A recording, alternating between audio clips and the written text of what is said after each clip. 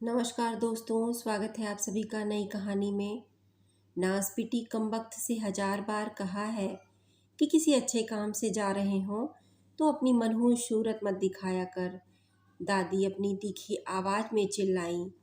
मैं अपनी आंखों में ढेर सारा आश्चर्य भरे दादी की सूरत देखती रही।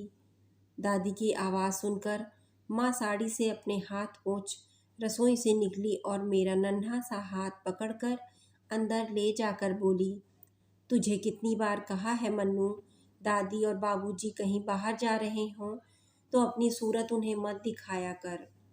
मैं जिद करते हुए कहती, लेकिन माँ, अजय और विजय भैया भी तो उनके साथ जाते हैं, फिर मैं क्यों नहीं। माँ अपने आंसू पोंछते हुए कहती, तू समझा कर मन्नू, वे लड़के हैं। तुझे पैदा करके तो जैसे मैंने कोई अपराध किया हो। अजय और विजय भैया के पैदा होने पर सारे घर में खुशी की लहर दौड़ गई थी। कई दिनों तक खुशियां मनाई गईं, लेकिन मेरे जन्म लेने पर दादी और बाबूजी के चेहरों पर एक मायूसी छा गई। माँ को छोड़कर सारे घर की अपेक्षाएं मेरे हिस्से में आई थी। मन रुक रुक कर अपनी परतें खोलने लगा। परत दर परत अतीत वर्तमान का रूप लेने लगा। मेरे दोनों भाइयों के मुंह से निकलने से पहले ही उनकी सारी इच्छाएं पूरी हो जाती हैं, और मैंने तो कभी जाना ही नहीं कि चाह क्या होती है, जिद क्या होती है। न अच्छे कपड़ों में, न खिलौनों में। आज भी जब बाजार में किसी शोरूम में कोई सुंदर सी गुड़िया या कोई सुंदर फ्रॉक देखती हूँ तो बचपन फिर से जाग उठता है। मैं अपने पिता पर कभी अपना अधिकार ही नहीं समझ पाई कि मैं उनसे कुछ मांग सकूं। जब मेरी उम्र के सारे बच्चे गुड्डे गुड़ियों का ब्याह रचाते खेलते रहते, उस समय मैं खामोशी से एक कोने में बैठकर सोचती कि काश मैं अपनी माँ की कोख में लड़का बनकर पैदा होती तो सारे घर का स्नेह दुलार मेरे हिस्से में आया होता। यदि उस समय सोनोग्राफी जैसे टेस्ट होते तो मेरे पिता ने भी डॉक्टरों की मदद से मुझे गर्भ में ही मार दिया होता। इन्हीं उपेक्षाओं के रहते जिंदगी बिना मंजिल की राहों पर आगे बढ़ती रही। सबसे बड़ा बवाल तो मेरी पढ़ाई को लेकर खड़ा हुआ। बाबूजी का दबदबा सारे घर में था, उनके सामने कोई मुंह नहीं खोल सकता था। मेरे एडमिशन की बात सुनते वे भड़क उठे। कोई ज़रूरत नहीं है स्कूल जाने की, घर का काम काज सीखे। तुम्हें कौन सी नौकरी करनी है, दूसरे के घर का चूल्हा ही तो फूकना है। माँ ने एक दिन हिम्मत करके डरते हुए कहा, मैं सोच रही हूँ जी कि इस लड़के से मन्नू का ब्याह ना किया जाए। शहर का कोई पढ़ा लिखा लड़का देखकर मन्नू का ब्याह करें।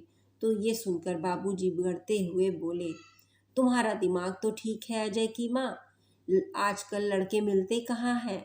देखा भला लड़का है, जमीन जायदाद है, लड़की रानी बनकर रहेगी। पढ़ाई लिखाई में आजकल रखा ही क्या है।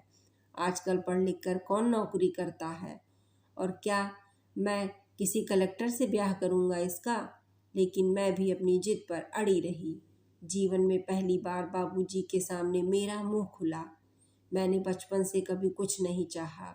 बाबूजी, अपने ज़िंदगी का कुछ हिस्सा मैं अपने ढंग से जीना चाहती हूँ। जिंदगी की हर लड़ाई मैंने अकेले ही लड़ी थी। ना मेरी कोई इच्छा थी, ना पसंद। मैंने बचपन से ही ये बात अपने मन में अच्छी तरह बिठा ली थी कि मेरी इच्छाएं तभी जन्म लेंगी जब मैं स्वयं उन्हें पूरा करने लायक बनूंगी। मैं भी अपने पिता से और बच्चों की तरह जिद करती थी, लेकिन मुझे बचपन से ही यह एहसास कराया गया था कि मैं अनचाही हूँ, मेरी किसी की आवश्यकता नहीं है। मुझे शहर के एक कॉलेज में लेक्चरशिप मिल गई थी। मेरे दोनों भाई अभी बेरोजगार ही थे। गांव की ज़मीन बेचकर शहर में दोनों ने बिजनेस शुरू कर दिया था। बाबूजी की नाराज़गी की वजह से मैं साल में एक दो बार ही घर जा पाती थी। उस दौरान भी वे खिंचे खिंचे रहते। अजय भैया का फ़ोन आया था कि बाबूजी को शरीर के दाहिने हिस्से में लकवा मार गया है। बस कंडक्टर के टिकट मांगने पर विचारों की श्रृंखला टूटी। घर पहुंचने पर देखा, एक कोठरी नुमा कमरे में बाबूजी की चारपाई पड़ी थी। मुझे देखकर उनकी आंखों में आज पहली बार अपने लिए स्नेह देखा। अपना कांपता हुआ हाथ उठाने की कोशिश कर रहे थे। मैंने बामुश्किल अपने आंसू रोकते हुए पूछा, कैसे हैं बाबूजी? बाबूजी धीमे से हंस दिए, घोंसले से पड़े बूढ़े असहाय पंछी की तरह। ठीक हूँ मन्नू, मेरे दोनों फलदार पेड़ों की छाया मुझे नहीं मिली बेटा। मेरा शरीर तो जेठ की दोपहरी में झुलस गया। इतना कहते ही उनके आंखों में आंसू बहने लगे। भैया का 5 वर्षीय बेटा आकर मुझसे लिपट गया। पीछे से भाभी दौड़ती हुई आई और बोली, कितनी बार कहा है पिंटू, यहाँ मत आया कर। खुद तो दिन भर बिस्तर पर पड़े खांसते रहते हैं, अब बच्चों को भी बीमार करने का इरादा है।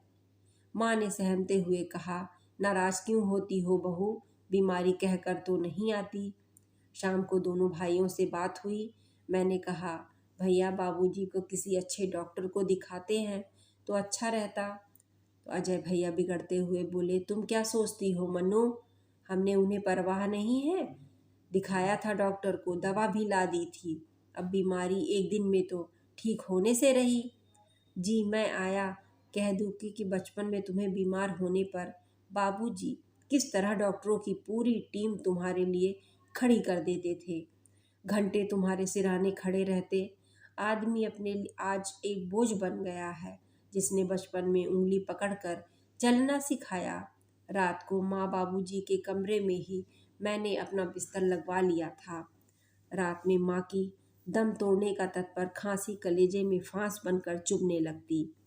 ठाकुर जी के नीचे वाले ताक में रखी दवा की शीशी, जिसे माँ सरकारी दवा खाने से लाती थी, उसे धन्वंतरी के अमृत कलश में छल की संजीवनी धारा मानकर गला तर करके यम में लड़ती रहती। धीमे प्रकाश के टिमटिमाते बल्ब की रोशनी में माँ को ठीक से कुछ दिखाई न देता। रात में पिताजी को दवा पानी देना होता तो माँ अंधेरे में उलेटती और बड़बड़ाती, इन मरी आंखों से अब तो कुछ दिखाई भी नहीं देता। इतना पैसा आ रहा है लेकिन ये नहीं होता कि बल्ब ही लगवा दें।